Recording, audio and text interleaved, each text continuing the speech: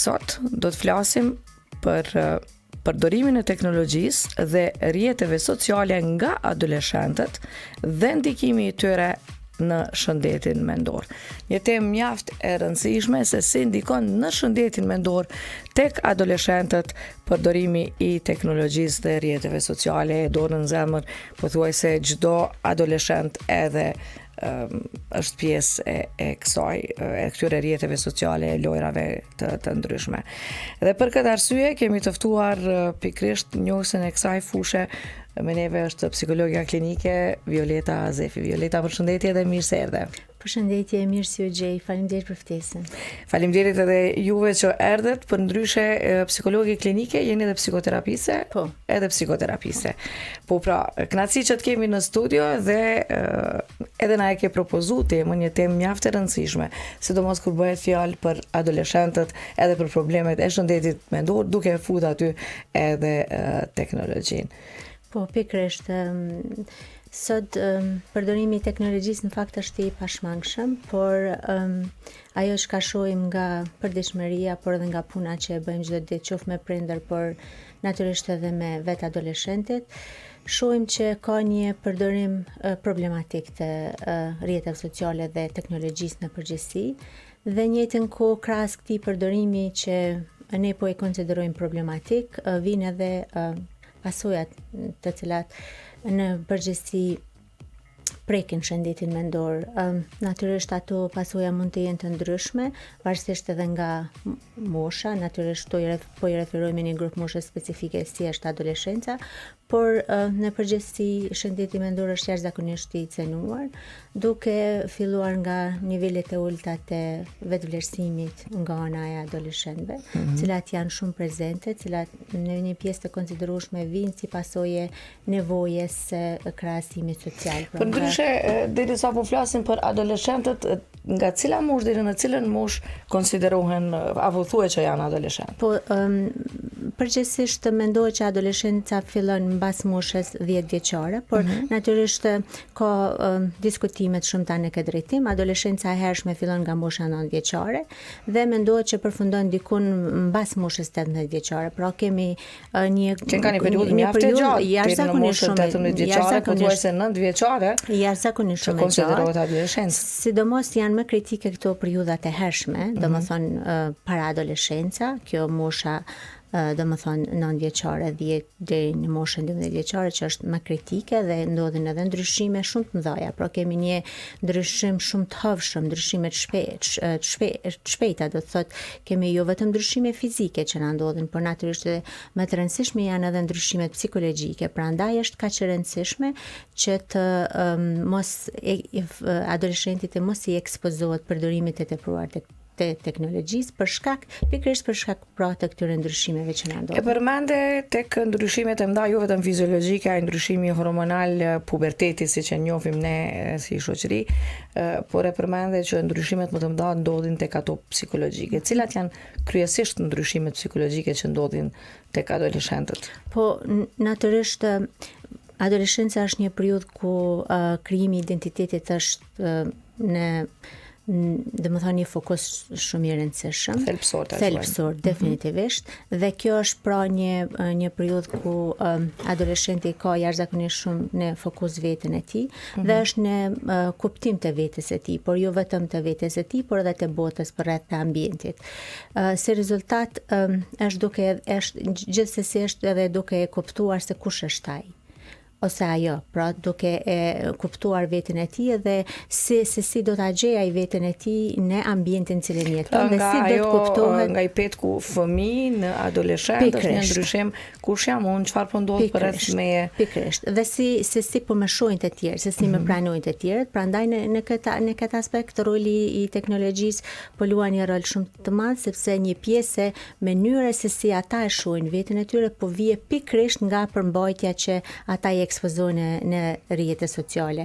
Pra kjo nevoja e theksuar për të bërë krahasime në mes të bashkëmoshatarëve dhe pastaj për të pas efekte të matutjeshme në mënyrën e sjelljes, në mënyrën e se si ata ndihen, çfarë emocione shpërjetojnë kështu me radhë. E tregove që kjo periudha e adoleshencës është gjatë prej moshës ajo e hershme 9 vjeçare deri në 18, edhe kryesisht është ajo mosha 12 vjeçare kur edhe shpërthen ai ndryshimi thelbësor, ta quajmë, që fillon me pyet se kush jam unë, kush është rrethi, si e akcepton rrethi.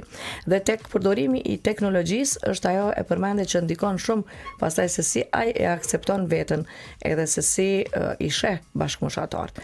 Cilat problematika kryesisht po ndodhin me atë se çfarë po ballafaqoheni ju si psikoterapeut, psikolog klinik? Cilat janë më të shpeshtat që po ju atakojnë adoleshentët tanë?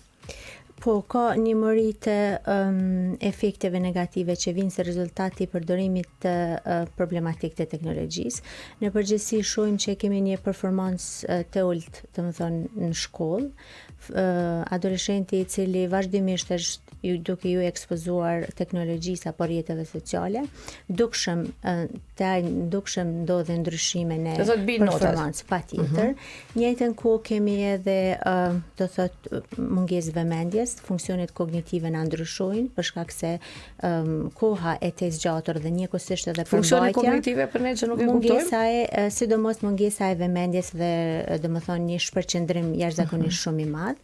Po njëjtën kohë fëmijët, adoleshentët, natyrisht edhe fëmijët, por me që po flasim për adoleshentët, shfaqen edhe sjellje agresive për shkak se i modelojnë ato nga sidomos adoleshentët djemt, të cilat i modelojnë nga videolojrat, të cilat janë jashtëzakonisht shumë të dëmshme për zhvillimin e tyre. Po, krahas këtyre efekteve, natyrisht që është e pashmangshme të mos i përmendim edhe efektet të cilat ndikojnë, do thot, në një mos të konsiderueshme tek adoleshentët dhe prekin, do thot, shëndetin mendor. Kemi rritje të nivelit të ankthit, por njëkohësisht edhe ankthi ndodhet edhe tek adoleshentët. Patjetër që po, dhe po ashtu edhe depresioni është prezent për shkak pikërisht atyre depresioni tek adoleshentët pikërisht për shkak të këtyre videolojrave. Patjetër që në përgjithësi përdorimi të problematik të teknologjisë, po natyrisht këtu futen edhe videolojrat. Por kur i referohemi këtyre ndryshimeve në shëndetin mendor, në një faktor, nuk do të thotë që është faktori vetëm, por një faktor jashtëzakonisht shumë i rëndësishëm është edhe përdorimi problematik i teknologjisë apo i rrjeteve sociale. Pra kemi nivele të caktuara ose të rritura të ankthit tek adoleshentët, por edhe të depresionit gjithashtu. Njëjtën kohë shohim dukshëm edhe nga raportimi që bëjnë prindrit, edhe nga puna që bëjmë me vetë adoleshentët, shohim një izolim të theksuar social. Edhe pse përgjithsisht shumica e njerëzve mendojnë që rrjetet sociale na japin hapësirë për të komunikuar, për të ndarë informacione, përvoja të ndryshme me bashkëmoshatarët, në këtë rast me që po i referojmë adoleshentëve, në përgjithësi adoleshentët pra kanë më shumë tendencë për të izoluar, sepse nuk mjafton vetëm komunikimi që ata bëjnë. Ai nuk është në fakt komunikim real, është vetëm një komunikim virtual dhe shpesh herë ata adoleshentët cilët janë më të turpshëm janë më shumë të prirur që të komunikojnë. Po edhe të komunikojnë sepse gjejnë si mënyrë më të mirë për të ndërvepruar me pikërisht, për të ndërvepruar me bashkëpunëtorët. Përmendet përdorimin problematik. Çka nuk kupton përdorimi problematik i teknologjisë? Po, përdorimi problematik në kupton përdorimin e pa kontrolluar, domethënë pa aftësinë e adoleshentit për të vendosur kufit të qartë mes kohës që ata e përdorin. Mendohet që do thot në fakt literatura shkencore na thotë që janë mbi 10% e adoleshentëve në të gjithë botën të cilët kanë një përdorim problematik të teknologjisë dhe rrjeteve sociale dhe pra nuk arrin ta kontrollojnë kohën të cilën ata kalojnë. Cila është koha të themi më e mirë e mundshme që shumë pak ndoshta edhe ju ndikon negativisht adoleshentëve. A ka ndonjë orar të caktuar apo kohë periudhë ditore në çfarë kohe edhe të futen adoleshentët në përdorim apo edhe orë caktuar? Përgjithsisht do të ishte shumë e rekomandueshme që koha që adoleshenti kalon në rrjetet sociale të jetë minimale.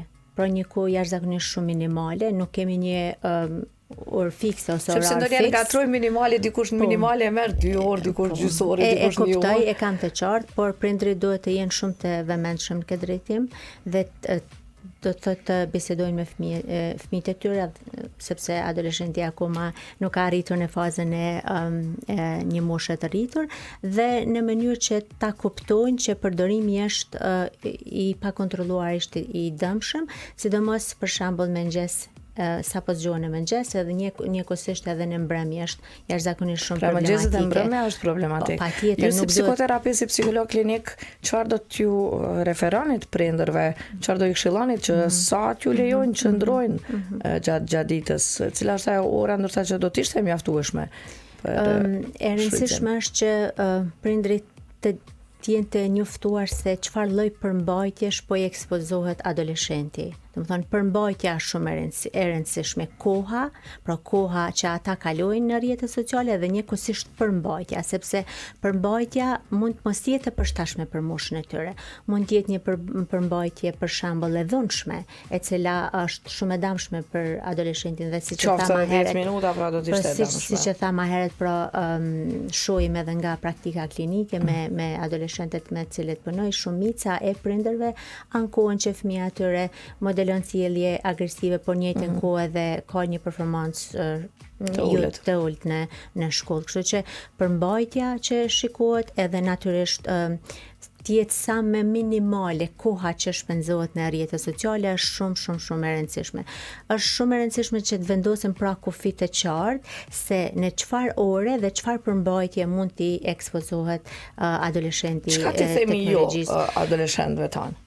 Edhe pse me aq sa mundemi me ndiku si prind. Pastaj do të na tregoni ato metodat se si t'i afrohemi, t'i qasemi më lehtë dhe të themi më bindës ndaj adoleshentëve tanë.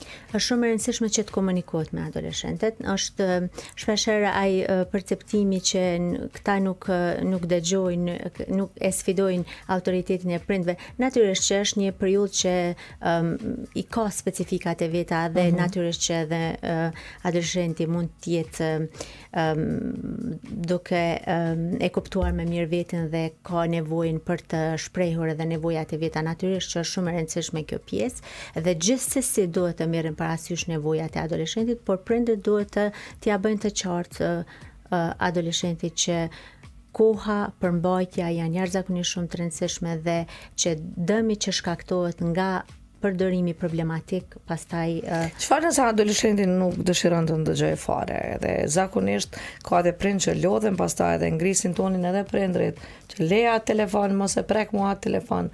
E kam të qartë, ballafaqohemi çdo ditë pothuajse me rastet e tilla dhe prindrit ankohen jashtëzakonisht shumë që e kanë shumë problem me i bind. Fëmijën e tyre në pranë këtë rast për me e ndalu kohën që ata kalojnë. Po ndoshta këto iniciativat e fundit në nivel global janë shumë të rëndësishme për të ndaluar teknologjinë edhe përdorimin e rrjeteve sociale në moshën 16 vjeçare dhe janë disa shtete që tashmë e kanë marrë një vendim të tillë. Besoj nëpër media ka qenë një lajm i pranishëm, janë Australia, pastaj janë Franca, dhe mendoj që një iniciativë e tillë do të kishte një efekt shumë të mirë edhe tek ne, për shkak se nëse do të shqyrtohej si mundësi, të gjithë prindërit do ta kenin më të lehtë, sepse kur fëmia refuzon mos me përdor teknologjinë, prindërit do ta kishin më të lehtë sepse një gjë e tillë do të vlinte për të gjithë adoleshentët pastaj. Kur një prind punon jashtëzakonisht shumë me fëmijën e tij ose adoleshentin këtë rast që të mos e përdor teknologjinë, ata zakonisht shfrytëzojnë si arsye se një bashkëmoshtatar i imi po e bën një gjë të tillë dhe pse s'mund ta bëj pastaj une. Po, kjo është shumë qartë dhe kryesisht janë këto krahasime. Ai ose ajo po e bën pse mos më shumë edhe unë, dhe krijohet një farë të themi urrëtie në mes edhe të adoleshentit dhe të prindërve që ky s'po mlen kur gjë, nuk është sigurt prindë aty, por derisa ka prindë që fatkeqësisht janë të pavëmendshëm ose ju duket vetja që janë të qetë, e ka marrë fëmia telefonin dorë, është në domën e tij dhe veç mos t'ju humbet të themi ajo privatësia, ajo qetësia e prindit për me pas ku me postu ata vetë sa më shumë në rrjetet sociale. Sepse edhe vetë prindrit nuk po modelojnë sjellje të duhura, edhe vetë prindrit pajtohen plotësisht, nuk po modelojnë sjellje të duhura. Kur tash prindin me telefon dorë 24 orë, edhe të rriturit, ky është një problem jashtëzakonisht shumë i madh, përdorimi i telefonave e i teknologjisë në përgjithësi rrjetet sociale. Kur ishim aty te pyetja se çka duhet bërë më shumë se kaq përposhtë informatave që duhet ndarë me adoleshentët, është shumë e rëndësishme që kur prindrit shohin që nuk po arrin ta menaxhojnë një situatë të tillë dhe po e shohin që një përdorim i tillë po bëhet problematik dhe të adoleshenti po vrehen ndryshime në sjelljet e tyre, të cilat nuk kanë qenë prezente më herët, është shumë e rëndësishme që të kërkohet ndihma e një profesionisti të shëndetit mendor. Në momentin kur e shohim që vetë se po eskalon situata, sjelljet janë ndryshuar, janë më agresive, shpreha e tij është me një ton më të lartë, ose edhe vetë izolimi. Pikërisht. Pra kjo nuk do të thotë gjithsesi që nuk flet, nuk han, do të thotë ndryshime. Janë sinjal që ne duhet me shkuar me kundimin e psikoterapistit. Janë sinjale të qarta që duhet kërkuar ndihma e një profesionisti të shëndetit mendor. Kjo nuk do të thotë që prindrit mos e kenë, se zakonisht e kanë akoma atë frikën se çka po ndodh me fëmijën ose adoleshentin dhe akoma është niveli i stigmës prezent sa i përket shëndetit mendor. Çka kanë me thënë të tjerët? Por pikërisht, është e rëndësishme që të bëhet një konsultë fillestare dhe të kuptohet se çka po ndodh me adoleshentin këtë rast dhe si me e gjetë mënyrën dhe rrugën më të mirë për t'i adresuar ato specifika. Adoleshentët që po na dëgjojnë, çfarë do thotë me shku te psikoterapisti? Është më modern, më duket? Sepse ata bazohen tek vendet më të zhvilluara që ata shkojnë te psikoterapisti.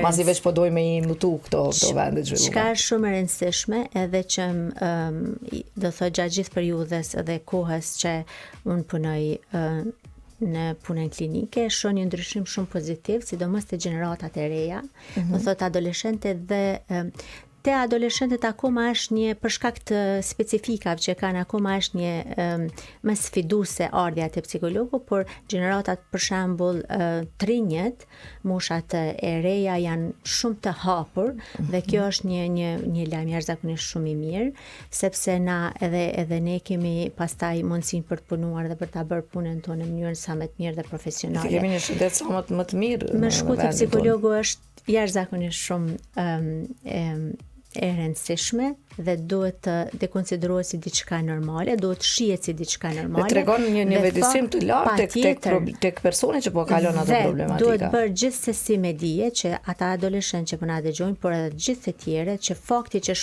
shkojmë për një vizitë psikologu nuk do të thonë që gjithsesi kemi një problem ose një shqetësim. Te dalla u shkon pothuajse vërtet. Po patjetër në fakt të gjithë njerëzit në periudha të ndryshme jetësore, qoftë në adoleshencë, qoftë në rinin e hershme, por edhe në moshat e matutjeshme, në grup moshat në moshën e rritur, tutje, do të thonë një herë në jetën e tyre ne do ta kenë të nevojshme. Është e pashmangshme që të kërkojnë ndihmën e një profesionisti. Ka raste dhe momente kur janë jashtë mundësive tona, jashtë dëshirave tona, ndoshta edhe vetja jonë për ta kuptuar më qartë. Psikoterapisti nuk do të na bëjë diçka të themi ndonjë shkop magjik, por do të na ndihmojë ta kuptojmë ne brendin tonë. Kështu që adoleshentë të dashur besoj që e merrni edhe këtë këshill që nuk është asgjë e keqe me shku te psikologu. Prandaj në periudhën e adoleshencës është shumë e rëndësishme sepse shpesh herë ata mund të kenë ndonjë paqartësi me veten, mund të ndikojnë jashtëzakonisht shumë nga presioni social, nga bashkëmoshatarët,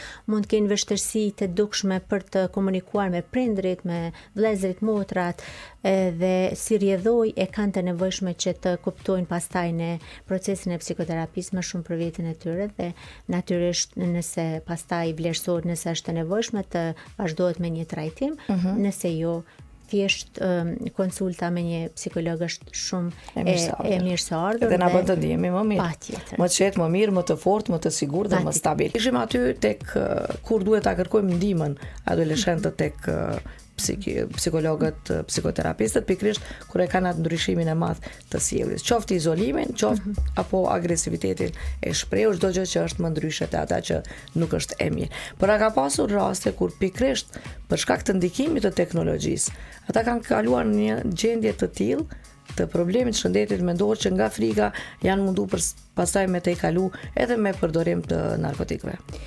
Në fakt ka raste kur ky përdorim problematik kalon edhe në domethënë probleme shtesë. Njëra për tyre, siç e përmendet ju, mund të jetë edhe përdorimi i substancave narkotike që konsiderohen substanca narkotike me të lehta, por që në fakt përdorimi i tyre është bërë jashtëzakonisht shumë problematik. Kur flasim më të lehta, hyn edhe përdorimi i cigares?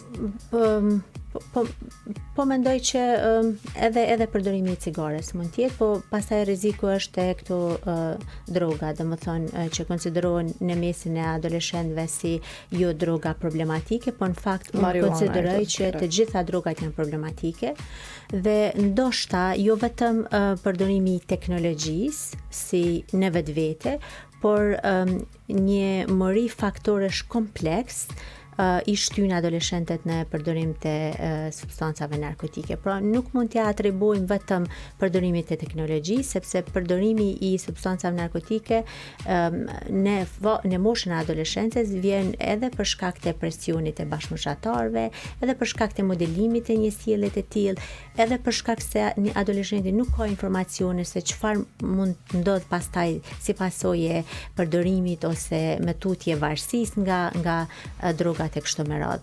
Diçka që doja të theksoja që e shohim shpesh në punën klinike, përpos kësaj që ju e thatë, është edhe vetlëndimi. Domethënë kemi pas raste të adoleshentëve, të cilët edhe kemi vazhdimisht raste të adoleshentëve, të cilët për shkak të ngarkesës shumë të madhe emocionale, vështirësive emocionale që i kanë, shpesh edhe njëjtën kohë dhe studimet e mbështesin këtë që adoleshenti që ju është ekspozuar përmbajtjeve, domethënë në rrjetet sociale që kanë pas në fokus vetlëndimin, kanë pas tendenca pastaj që ta bëjnë një sjellje të tillë edhe tek vetja e tyre.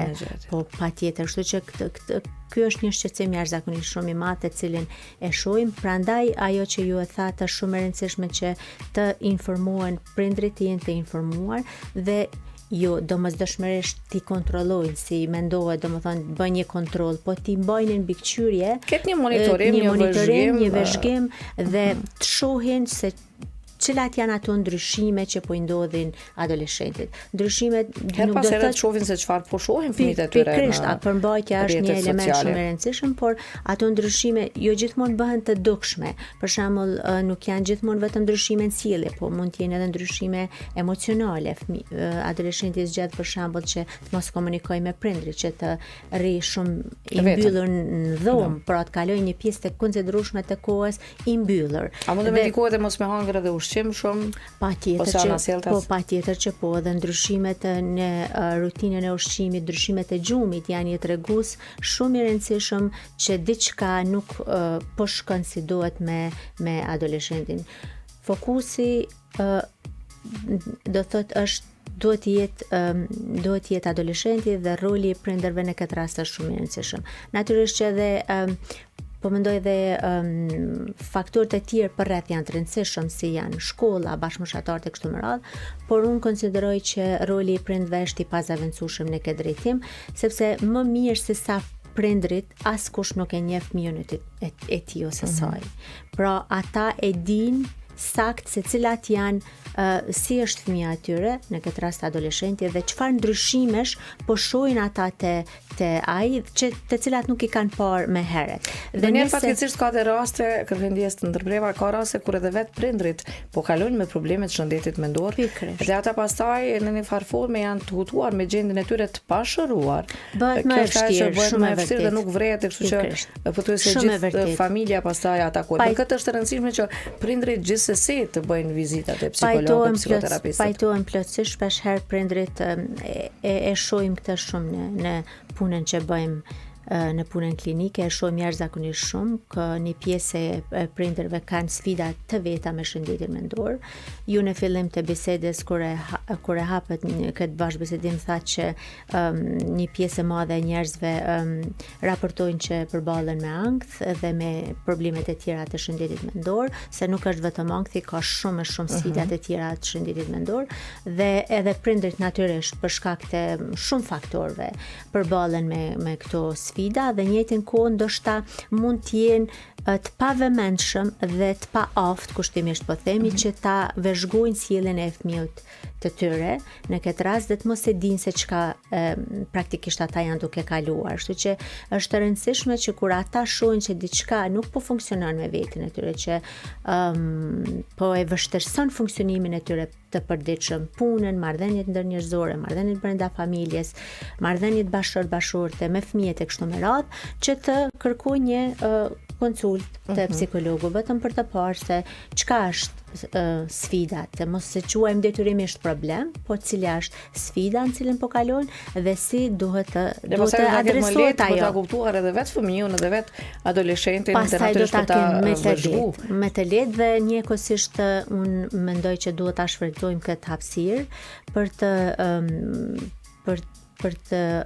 për t'ju thënë prindërve që është shumë e rëndësishme që kur shohin diçka problematike të fëmijët, të bisedojnë paraprakisht dhe të jenë më të hapur me ta në mënyrë që t'ja u bëjnë edhe atyre me të lehtë vizitën te psikologu, sepse nganjëherë Veç Fatime do të lusja ta ndalim për shkak të xhirimit që e kemi me video.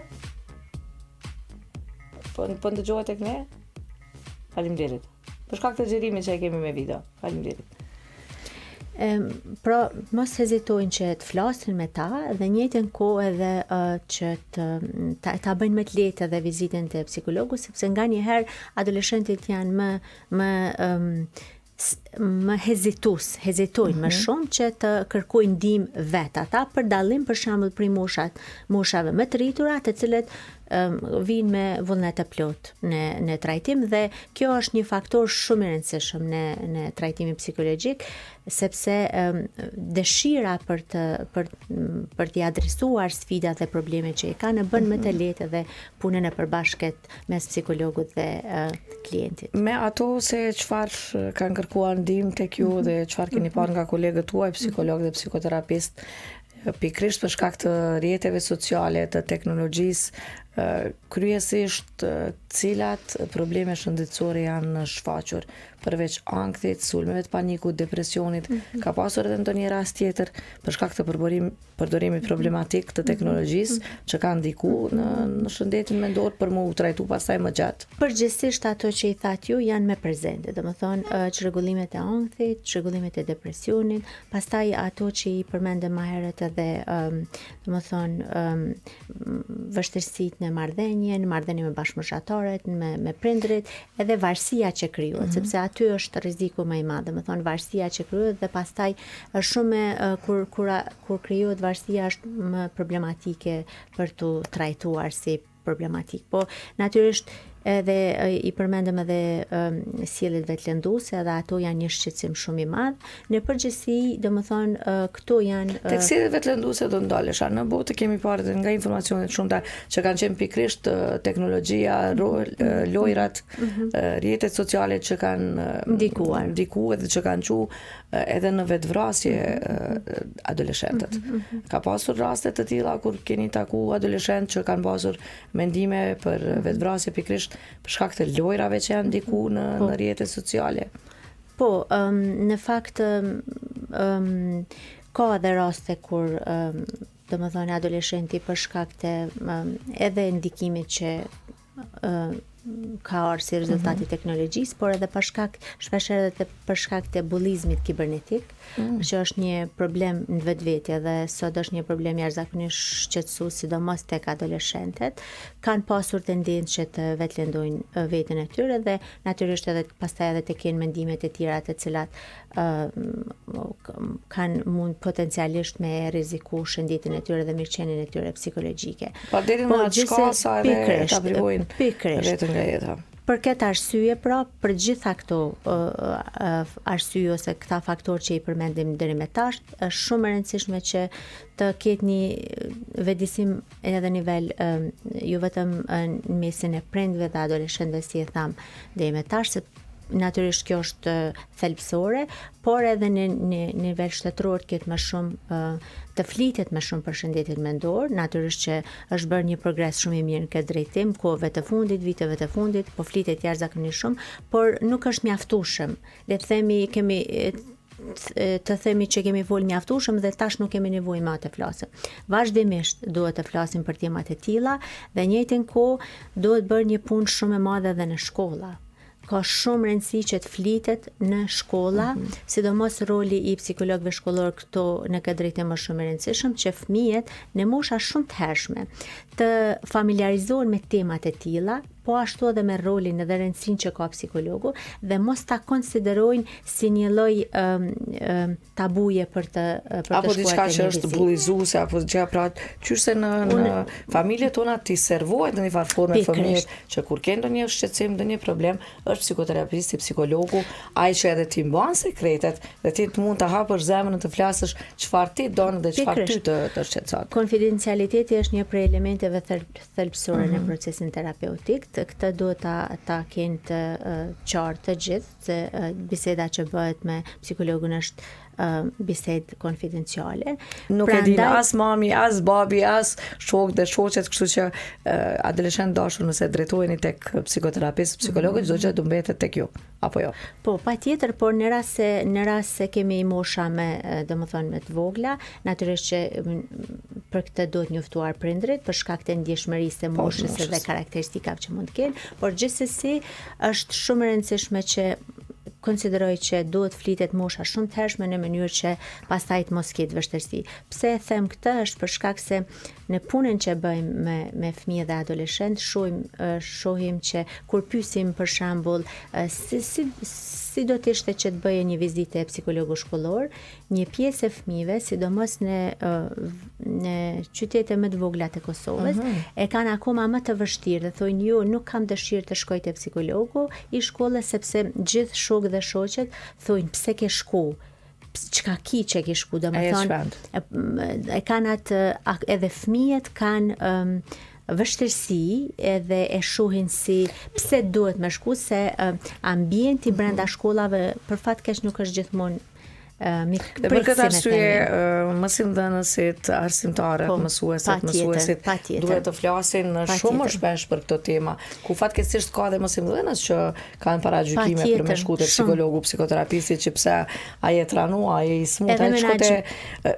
Çfarë më e keqja ka pasur edhe raste, nuk po flasim për gjithë, por raste të rralla kur edhe kanë thënë që ti nuk je normal, ty veç me çu te psikologu i shkollës.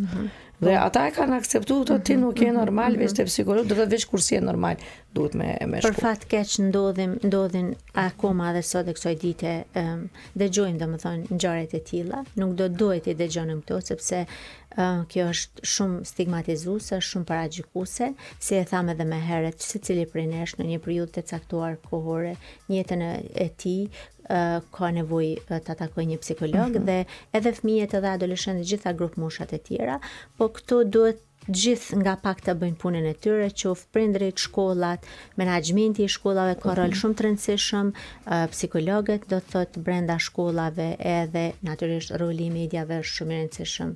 Një gjë që po e bën ju, për shembull që keni gjithë ta bëni brenda këtij muaji, por edhe vazhdimisht është shumë e mirë së ardhur, sepse njerëzit që po na dëgjojnë marrin informacionet e nevojshme dhe nga kjo që po dëgjojnë sot mund të shohin mund kuptojnë që diçka ndoshta nuk një dritare, një derë, ndoshta një informat e vogël edhe për të qenë një udhërrëfyes për udhkryqet e tyre që mund t'i kenë sa i përket problemet të shëndetit mendor. Dhe më duket që po mbindin zotit e më shumë psikologët, psikiatrit që po i kam në studio që jo vetëm shkurti, por ta vazhdojmë edhe më tej me këcikët programeve të problemeve të shëndetit mendor. Dhe nuk e kanë thënë rastësisht që problemet të shëndetit mendor nuk duhet vetëm luftuar, por edhe duhet i dashur ato sepse janë pikërisht një sinjal që ne nuk po jetojmë jetën si duhet dhe duhet të ndryshojmë diçka tek vetja. Cilat janë moshat kryesisht më të shpeshta që vinë tek ordinancat e juaja për të kërkuar ndihmë? Po, ka ndonjë mosh apo gjitha moshat, natyrisht, prej ashtu këto moshat e shtyra, shumë rrallë kërkojnë ndihmë. Do thotë, unë kam një përvojë të konsiderueshme në punën klinike dhe ka rastis takoj persona në moshë shumë rrallë vetëm kohëve të fundit për shkak ndoshta edhe të vetëdijsimit të familjes në përgjithësi i sjellin, por në përgjithësi më pak, domethënë me vullnetin e tyre më pak kërkojnë. Na tregoi psikoterapistë antikona që kishte pasur një zonjë nga Malisheva 77 vjeçare që kishte kërkuar djalit apo më dërgoni tek psikoterapisti dhe gjë shumë e bukur edhe pse nga zonat rurale, por mjaft të vetëdijshëm. Tani po i kemi edhe aktive në rrjetet sociale, këto mosha të shtyera. Po, ka raste natyrisht, po janë shumë të rralla. Fëmijët e cilës moshë fillojnë me i shfaq këto probleme sa i përket të rrjeteve sociale, sepse e shohim fatkeqësisht nga prindërit që qyse 1 vjeçar për me u hutu, siç e thonë, që merret telefonin edhe huto, t'i alshon një lojë edhe pse ka lojra që munden me ndikue edhe në zhvillimin e tyre, por në përgjithësi organizatat kredibile ndërkombëtare, të përfshirë dhe organizatën botërore të shëndetit publik, na thot që fëmijët e moshës 0 deri në 2 nuk duhet ekspozuar fare rrjeteve sociale. Pra nuk duhet të kenë fare kontakt me teknologjinë, jo rrjetet sociale detyrimisht, po teknologjinë, sepse ata janë në kulmin e zhvillimit dhe s'ka çka ju dohet përdorimi i teknologjisë. Pra vetëm prezenca e prindërve, interaksioni me prindrit apo personat përreth është shumë e rëndësishme. Pastaj edhe me rritjen matutjeshme, fëmia mund të ketë një interakcion me teknologjinë, po gjithmonë me prezencën e prindërve. Me asistencë. Me asistencën ose diçka, një lojë, një aktivitet që mund ta t'i përfshijë edhe fëmijën edhe prindin në këtë rast.